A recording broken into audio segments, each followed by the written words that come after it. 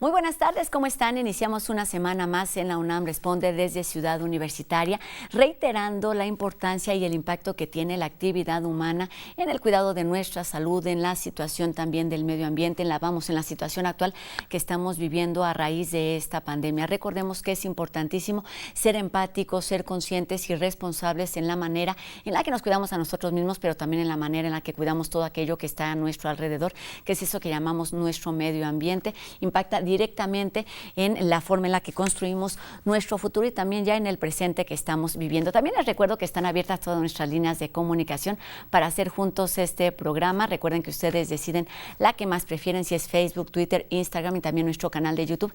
Está abierto para recibir todas sus dudas y sus comentarios y seguir haciendo juntos este programa. Y bueno, comenzamos una semana más aquí en la UNAM Responde, hablando ahora del tiempo que debe pasar entre la aplicación de la primera y de la segunda dosis. La Secretaría de Salud de la Ciudad de México pues nos recuerda que el intervalo de aplicación es diferente para cada una de las vacunas que han sido aprobadas y que se aplican actualmente en todo el territorio, en todo nuestro país. Por ejemplo, AstraZeneca requiere un periodo de diferencia de entre 8 y 12 semanas. Pfizer-BioNTech requiere entre 3 y 6 semanas. Sinovac es un periodo menor de entre 4 y 5 semanas, mientras que Sputnik V puede aplicarse entre 3 y 12 semanas, mientras que CanSino y Janssen son de una sola dosis. Y bueno, es importante tener esa información a la mano para, además de no crear pánico y ser conscientes de estos periodos que se requieren entre una primera y una segunda dosis, es importante estar atentos para cuando debemos acudir a la segunda aplicación.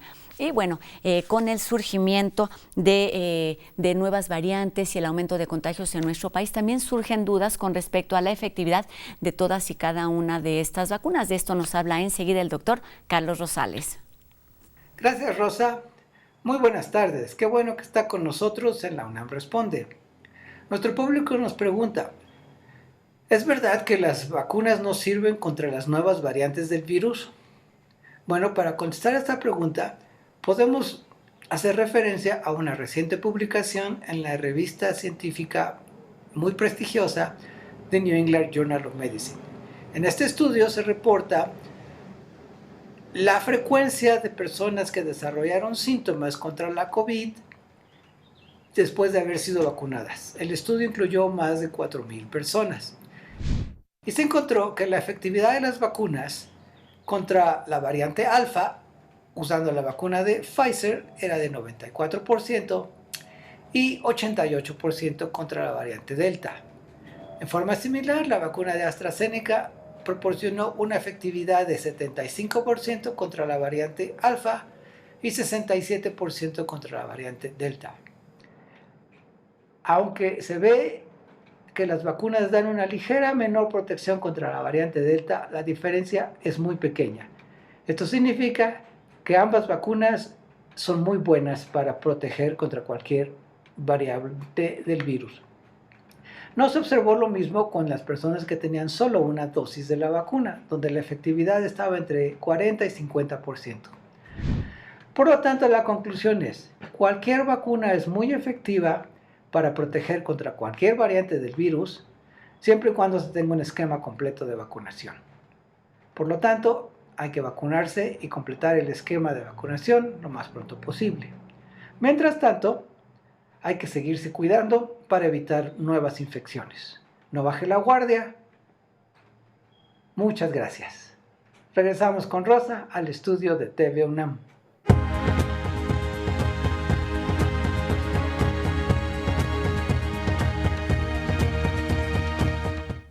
El Foro 2020 es un espacio universitario de reflexión que aborda distintos temas, problemáticas que ocupan y de las que nos preocupan y de las que hay que ocuparnos en este momento. Y bueno, la nueva realidad tras la pandemia, retos y perspectivas es el título de esta nueva edición. Y para platicar de todos los detalles está con nosotros esta tarde, en primer término, la maestra Leticia Cano Soriano, quien es académica de la Escuela Nacional de Trabajo Social y también coordinadora del Consejo Académico del Área de las Ciencias Sociales de nuestra universidad. Maestra, ¿cómo está? Buenas tardes. Muy bien, muchas gracias, Rosa. Buenas tardes. Un gusto saludarla aquí en este espacio universitario y también saludamos con mucho gusto de nueva cuenta al licenciado Dionisio Meade, quien es el presidente de Fundación UNAM. ¿Cómo está, licenciado? Un gusto saludarlo una vez más aquí en la UNAM Responde. Muchísimas gracias y gracias por invitarnos otra vez para participar con tu auditorio en la difusión de este próximo foro que estamos por iniciar. Exactamente, este 19 de agosto, licenciado, comienza por segunda ocasión de forma virtual el Foro 2020 y pues platíquenos cuáles son las particularidades de cómo fue planeado y cómo se llevará a cabo esta octava edición del Foro 2020. Muchísimas gracias, Rosa. Mira, te comento y seguramente ya es del conocimiento de nuestro auditorio que este foro arrancó cuando nosotros cumplimos 20 años y el propósito, por eso se llama 2020, es cómo se veía la universidad 20 años atrás y cuáles eran las proyecciones de los desafíos que tendría enfrente la universidad en los siguientes 20 años. Y entonces a la fecha, porque ese foro resultó muy exitoso, hemos venido celebrando de manera anual foros distintos, tratando de encontrar los temas que por su importancia, por su relevancia, sean más trascendentes para convocar al apoyo de los universitarios que más estén vinculados con cada uno de esos temas. Así, por ejemplo, en el 19 pues nos ocupamos principalmente de la autonomía universitaria, el año pasado sobre las lecciones de la pandemia, pero este año hemos querido poner énfasis en que la nueva realidad tras la pandemia, porque en lo que nosotros hemos considerado, y ese ha sido un poquito el sentir de toda la comunidad científica, es que el mundo no va a ser igual después de la pandemia. Tenemos que adecuarnos, tenemos que conformarnos a esta nueva realidad, y es por eso que es muy conveniente que dediquemos un esfuerzo, una reflexión, a tratar de encontrar y a tratar de incidir en las políticas públicas que mejor nos permitan ubicarnos en este nuevo contexto, en esta nueva realidad, porque el COVID, desgraciadamente, ha llegado para quedarse. Pero quiero nada más subrayar la enorme coincidencia con la presentación que acabas de hacer. Hay que vacunarse y que este virus tan feroz como es, la mejor forma de combatirlo es con la vacuna y también con fórmulas muy sencillas que parece mentira que no se adopten con toda la transversalidad que fuera deseable, el uso del cubrebocas, la higiene y la sana distancia. De manera que alrededor de esos temas vamos a reflexionar en esta ocasión en nuestro Foro 2020. Quiero subrayar, antes de darle la palabra a la maestra Leticia Cano, el enorme apoyo que hemos recibido en cada uno de estos foros por los distintos coordinadores de la universidad.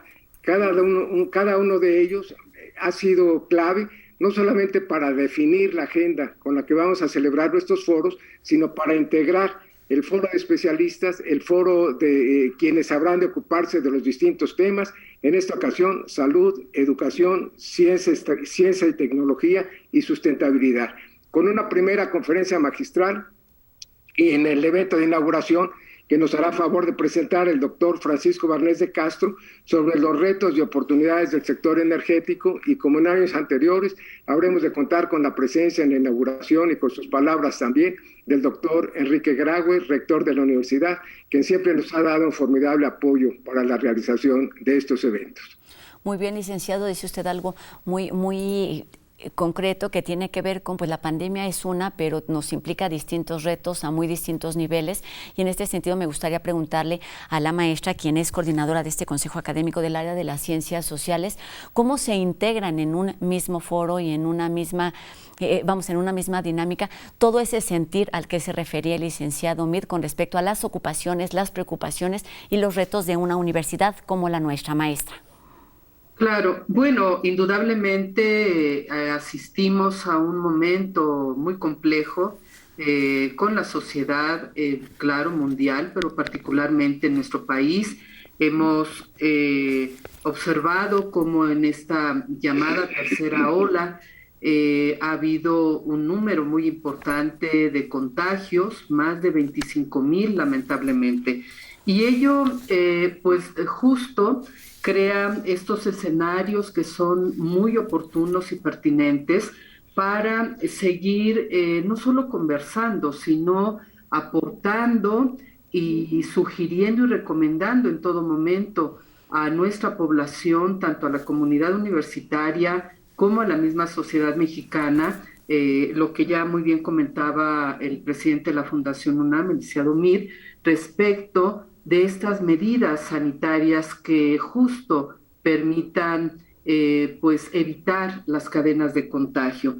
En ese sentido, los consejos académicos de nuestra universidad, de las áreas de conocimiento, de las 4 áreas del conocimiento y del bachillerato, justamente como cuerpos colegiados que proponen, que planean, que evalúan y toman decisiones académicas muy importantes para fortalecer las tareas sustantivas de nuestra universidad, se suman y se han sumado desde el año 2014 a esta construcción y a este diseño de los foros en los cuales participan especialistas de nuestra universidad, pero también de otras instituciones que nos acompañan con sus conocimientos, con sus saberes, sus experiencias, tanto de actividad de investigación en la docencia, en la cultura, pero también de intervenciones que se tienen en las áreas o en los campos de trabajo directamente, como es el ámbito de salud. Así que es un momento muy sensible, un momento muy importante para seguir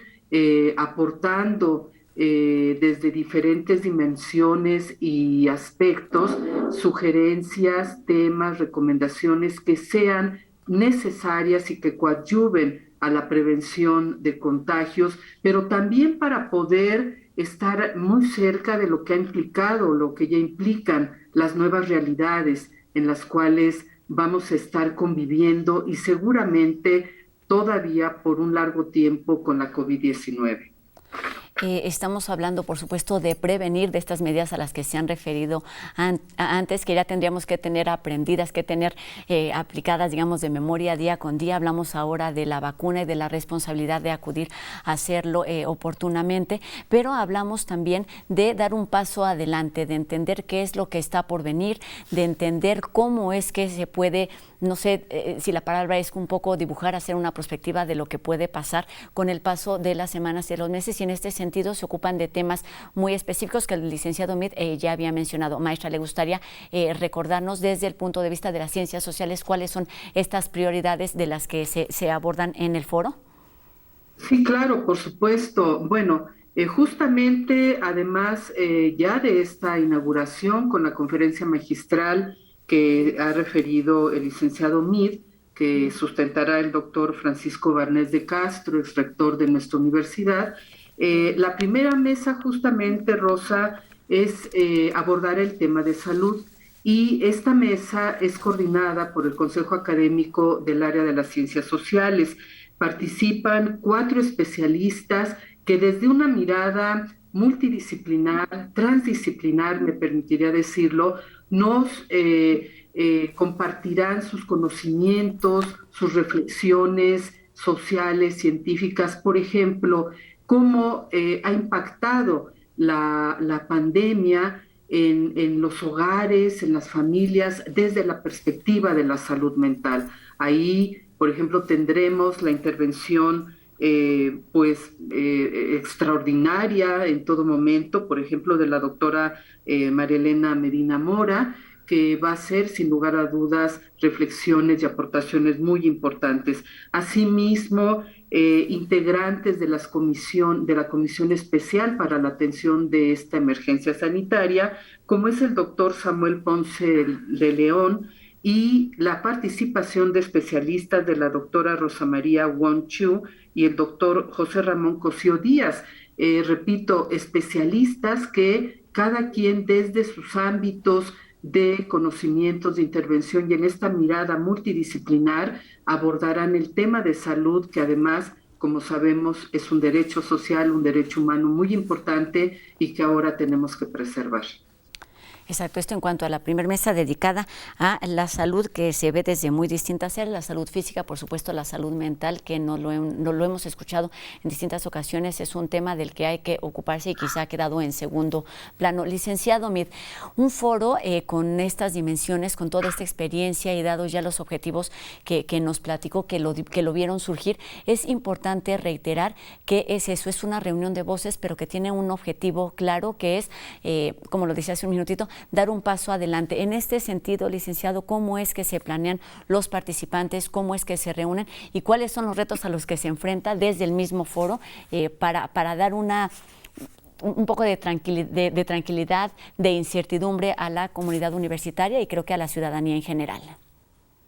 Sí, muchas gracias, Rosa. Pues yo creo que justamente como con el apoyo de los coordinadores académicos, se integran los participantes, los que serán los ponentes. Y como muy bien ella lo señalaba, aunque aparentemente están tratando cada quien módulos diferentes, al final todos en conjunto nos dan una visión transversal de los temas a los que nos tenemos que referir.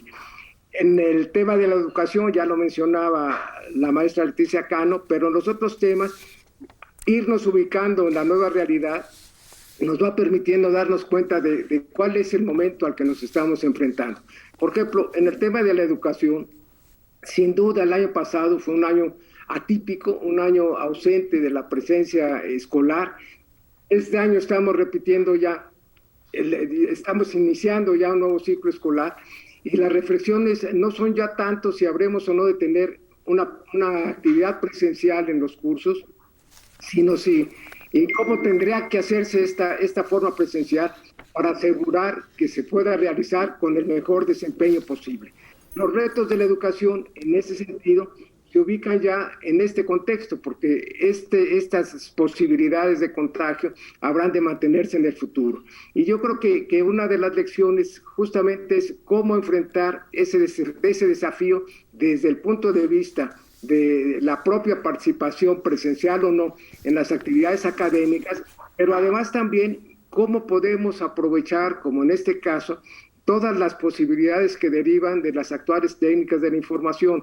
Nosotros, por ejemplo, en nuestro foro, que estábamos pues acostumbrados a que su capacidad auditiva era solamente su capacidad de audiencia era solamente la de quienes integraban o podían participar en el auditorio en el que se realizaba el evento. Hoy nos hemos dado cuenta a través de esta difusión en las redes que la capacidad se vuelve ilimitada, no solamente porque pueden sumarse a través de nuestras redes todos quienes estén interesados para participar, digamos, activamente en este foro, sino que aparte, pues a nivel nacional, a nivel de la comunidad universitaria, de las comunidades universitarias y además del interés de la audiencia de otros países del mundo, hemos podido multiplicar nuestra presencia. Y entonces eso nos permite reflexionar cómo podemos potenciar con este elemento, con esta nueva realidad, las posibilidades de la educación. Y aquí tenemos desafíos en términos de aprendizaje, en términos de retos a través de la pandemia o con posterioridad a la pandemia, cómo podemos recuperar los espacios que se han perdido, cómo podemos ir reganando a la pandemia para tener más y mejores oportunidades de educación a través de esta nueva realidad. Y lo mismo podemos decir en las otras mesas. Por ejemplo, en el de ciencia y tecnología, pues los desafíos son distintos. Y los desafíos tienen que ver inclusive hasta dónde debemos ubicar los recursos que siempre son escasos para enfrentar los desafíos que plantea, por ejemplo, el espacio de salud pública, para asignarlos de manera que se ofrezcan y que se tengan los mejores resultados para prestar un mejor servicio a la comunidad. Además, la importancia de la ciencia pues se ha destacado justamente a través de esta pandemia, porque si algo ha quedado claro a través de esta experiencia, y son de las lecciones también de las pandemias, y es desde nuevo algo que se impone ya en la nueva realidad, es precisamente que la ciencia merece respetarse. Hoy justamente nos damos cuenta que la ciencia ahí está, que la ciencia es valiosa, que la ciencia nos da instrumentos, que la ciencia nos ofrece alternativas y que la ciencia es un camino en donde podemos caminar con mayor seguridad para enfrentar estos desafíos. Pero la ciencia requiere también ubicarse en el contexto de esta nueva realidad para hacer de su desempeño el que sea más útil, el que sea más provechoso, el que pueda prestar un mejor servicio a la comunidad. Y concluyo con la otra, la de sustentabilidad. Si algo ha quedado claro también es que la pandemia ha puesto en evidencia pues que no hemos sido muy respetuosos con nuestro planeta, no lo hemos cuidado. Y justamente lo que ahora aflora como exigencia de esta nueva realidad es que tengamos el mayor cuidado con nuestro planeta, que podamos actuar de manera coordinada, de manera conjunta. El cuidado del planeta no reconoce ni fronteras estatales, ni municipales, ni aún nacionales, y que todos en una comunidad preservemos de la mejor manera posible y nos anticipemos con buenas políticas públicas a cuidar el planeta. Justamente la semana pasada se publicaba este informe en Naciones Unidas que ilustra cómo el cambio climático está generando condiciones sumamente adversas, sumamente delicadas, y que debemos anteponernos y reaccionar con rapidez para tratar de proteger nuestro planeta. Y que parecen cosas que están muy distantes, licenciado. A veces entendemos la salud de una forma y lo que está sucediendo en ese medio ambiente otra, y lo decía yo al principio de este programa, todo está directamente relacionado. Debemos ser todos en cada una de nuestras posiciones empáticos y conscientes de la responsabilidad que tenemos hacia nuestro medio ambiente. Y estamos por terminar la entrevista y solamente me gustaría que la maestra nos ayudara, pues a manera de invitación también a reflexionar acerca de cuáles son esas oportunidades que brinda que este foro se realice desde nuestra universidad, con esa riqueza de recursos, con esa riqueza de disciplinas y de participantes, también para abordar estos temas que fueron elegidos para el Foro 2020 en su 8ª edición. Maestra.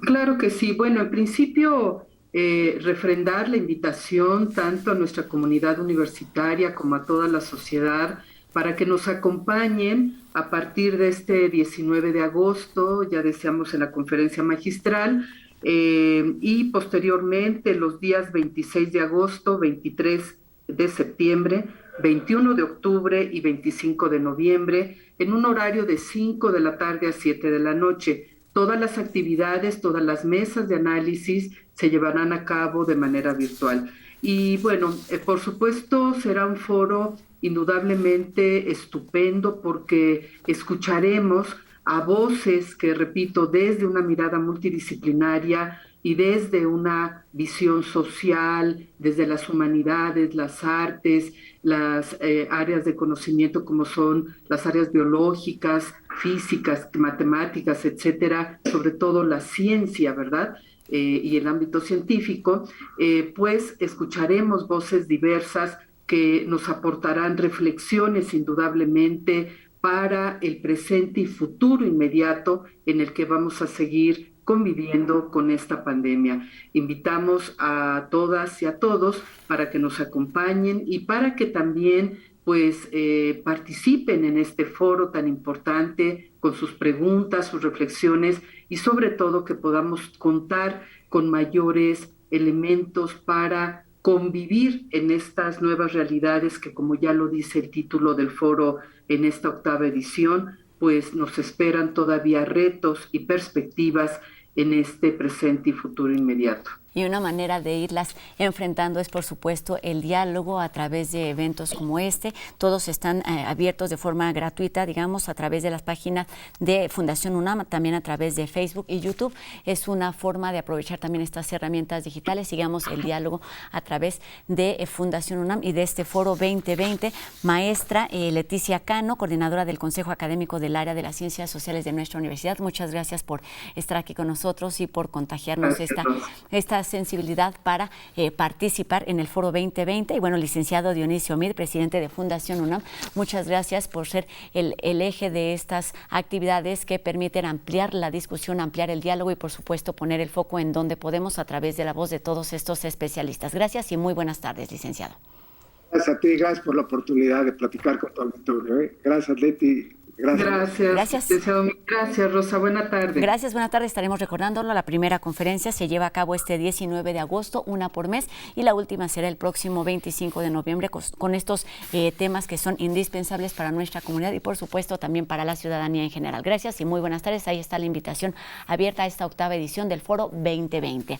Y tenemos más información aquí en la UNAM Responde. Sabemos precisamente que la educación y el empleo son pues algunas ocupaciones y preocupaciones que se han afectado más hacia los jóvenes con esta pandemia, y de esto nos hablan enseguida los chicos de En Trending.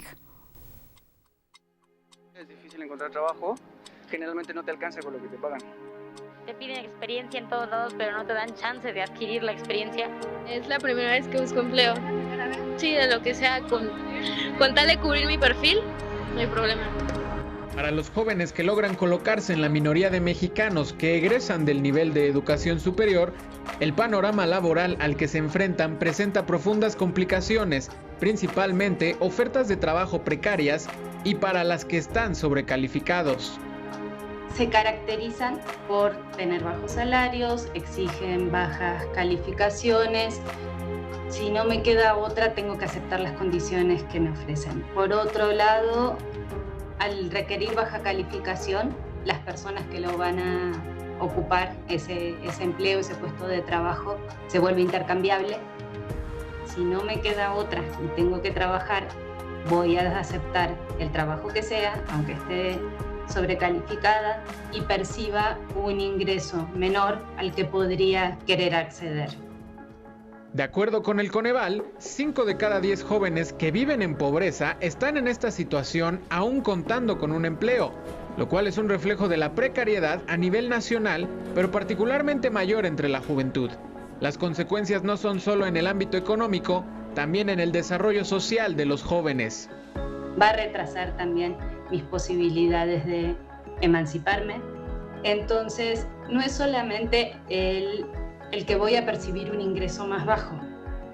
Por supuesto que es grave, que el salario debería alcanzar para cubrir mis necesidades a las que tendría la expectativa de acceder, sino que repercute en otros espacios también de mi vida social.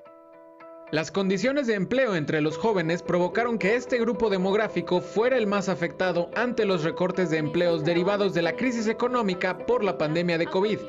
Y además, como en el ámbito educativo, los espacios de socialización desaparecieron por un largo lapso de tiempo. En términos laborales, uno de los sectores poblacionales que más fue afectado por los efectos de la pandemia fue el de las y los jóvenes. Si yo tengo una empresa y tengo que despedir a alguien, es más barato despedir a alguien joven que a alguien adulto, a quien voy a tener que pagarle una indemnización más alta, porque a lo mejor esas personas que tenía contratadas jóvenes no tenían contrato, justamente estaban en condiciones más precarias que otros grupos. El perder ese espacio de trabajo, esto se perdió, pero además se perdieron esos otros espacios de socialización importantes para las y los jóvenes.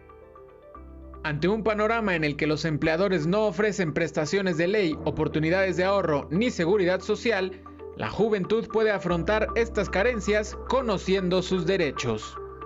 Claro, en las condiciones en las que estamos, pelear por esos derechos es complicado. Terminamos aceptando lo que sea porque no nos queda de otra, porque si no, no comemos. Pero si queremos pensar en transformaciones de más largo plazo, sí deberíamos estar pensando qué es lo que nos correspondería y pelear por ejercerlos también.